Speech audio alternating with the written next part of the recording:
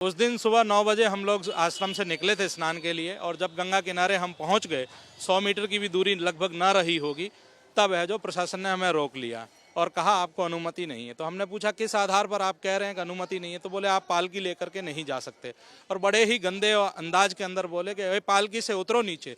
शंकराचार्य जी को इस प्रकार से संबोधित करते हुए कहे नीचे उतरो, तो हमें अच्छा नहीं लगा। हमने उसका विरोध किया, प्रोटेस्ट किया कि आप गलत तरीके से बोल रहे हैं, आप ससम्मान बात करिए, हमेशा पालकी पे जाते रहें, और यही पालकी की परंपरा रही है। लेकिन उन्होंने कहा नहीं, इस तरह से नहीं जा सकते। तो गुरुदेव ने कहा कि चलो ठीक है, आप व्यवस्था बताइए, उस तरह से चले जाते हैं हम। तो उन्होंने कहा लाइन बनाइए। जैसे ही लाइन बनाई गई तो वहाँ पे मोहित गुप्ता करके आईएएस अधिकारी थे, उन्होंने जो है वो मारपीट शुरू कर दी। भक्त जो लाइन में लगे थे उनको पकड़ के खींच के ले जाना शुरू कर दिया। हमारे 30-35 लोगों को उन्होंने हिरासत में ले लिया। स्थिति, हाँ मैं भी शामिल था, मेरे को सबसे आखिर में हिरासत में लिया। हमारे को मारा गया। हमारे दंडी सन्यासी ब्रह्मचारी मुकुंदानंद जी महाराज है, उनको बुरी तरह से उनकी आंखों पे पंच मारे, गालों पर थप्पड़ मारे, और कहा ये क्या वेश बना करके घूम रहे हो, दंडी सन्यासी होना क्या भारत में अपराध हो गया है? क्या सन्यासी के स्वरूप में चलना भारत में अपराध हो गया? उनको कहते हैं तुम्हारा कैरियर खराब कर दूंगा, पढ़ो लिखो, डॉक्टर बनो, इंजीनियर बनो। छोटे छोटे बच्चों से इस तरह से उनको मानसिक प्रताड़ना दी गई। जब हम वहाँ पे गुरुजी के बगल में खड़े रहे तो खींचने की कोशिश की, हम नहीं खींचे, तो हमारे पाँवों के ऊपर जो है जूतों से उसको कुचला गया। कोशिश करके इकट्ठा होकर के 10 पुलिस वालों ने हमें खींच करके ले लिया। 3-3.5 घंटे तक हमें हिरासत में बिठाए रखा। क्या हम आतंकवादी हैं? क्या संत होना अपराध है? क्या ब्राह्मण होना अपराध है? हमारे साथ जो बटुक बालुक थे उनको खींच करके उनकी चुटिया से पकड़ के धोबी पछाड़ देते हैं, वैसे गिरा गिरा के मारा गया। उसी तरह से जो है दूसरे बिल्कुल मारपीट की गई। प्रशासन के जो दोषी अधिकारी उनके खिलाफ हम कहते हैं कि सख्त से सख्त कार्रवाई की जाए। वहीं पर संगमनोज थाने के अंदर रखा गया। बिल्कुल, जो उन्होंने अस्थायी थाना वहां बना रखा था उसके अंदर उन्होंने मार रखा। बाद में हमें कहते हैं कि तुम चले जाइए। हमने कहा क्यों भैया, आपने जब हिरासत में लिया किसी चीज के आधार पे तो बताएंगे। तो बोले नहीं, ये हमारा वॉर रूम है, अस्थायी रूम है।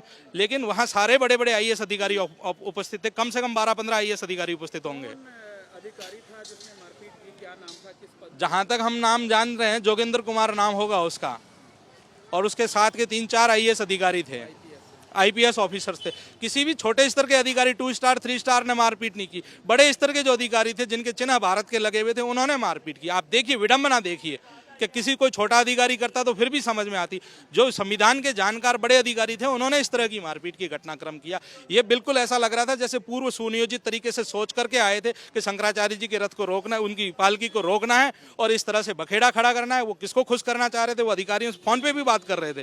फोन पे कह रहे थे कि बॉस हमने ये कर दिया है, इनको अच्छे से इनका इलाज कर दिया है। ये किस प्रकार का इलाज करना चाहते थे? किसका इलाज करना चाहते थे? क्या भारत में ब्राह्मण गंगा स्नान करेगा, भारत में सन्यासी गंगा स्नान करेगा, बटुक ब्राह्मण सन्यासी, दंडी सन्यासी स्नान करेंगे, तो उनको क्या गंगा स्नान का अधिकार नहीं है? मैं कहता हूं उस प्रशासन से कि हम तुम्हारी दमनकारी कार्रवाई से डरेंगे नहीं। गंगा में स्नान करना हमारा जन्म सिद्ध अधिकार है और हम करते रहेंगे। क्या लगता है, योगी आदित्यनाथ जी के इशारे पे सब हुआ? बिल्कुल कह सकते हैं, बिना सत्ता के इशारे पे इस तरह की कार्रवाई हो सकती है? आप बताइए, प्रशासन की इतनी हिम्मत है कि वो इस तरह से कार्रवाई कर ले? और अगर उनकी इशारा नहीं होता तो बड़े बड़े अधिकारी मौके पर मौजूद होकर के इस प्रकार की कार्रवाई करते। तो बड़े अधिकारियों ने किया, जोगेंद्र कुमार, मोहित कुमार। हाँ, बड़े अधिकारी हैं, वो सचिव लेवल के अधिकारी थे। जितना है हम जानते नहीं, हम तो राजस्थान के, वहाँ यूपी के बड़े बड़े अधिकारी थे।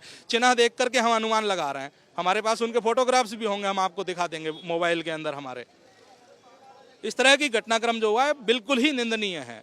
किसी भी तरह से ब्राह्मणों के साथ, सन्यासियों के साथ, संतों के साथ मारपीट करना, वो भी प्रयाग जैसे माघ मेले के अंदर, यह बहुत ही निंदनीय। जो ये कहा गया कि पालकी लेकर के नहीं जाना चाहिए, मैं उनको याद दिलाना चाहता हूं 2024 की यात्रा में भी हम शामिल थे, महाकुंभ में भी हम शामिल थे, पालकी में ही गए, पालकी के साथ ही शंकराचार्य जाते रहे। ये हमारा इतिहास रहा है। इस तरह से प्रताड़ित करना, निंदित करना, ये किसी षड्यंत्र की ओर इशारा करता है। मैं देवकी नंदन पुरोहित, शिष्य जगतगुरु शंकराचार्य स्वामी श्री अभिमुक्तेश्वरानंद जी सरस्वती महाराज और परम धर्म संसद से धर्मांसद भी हूँ।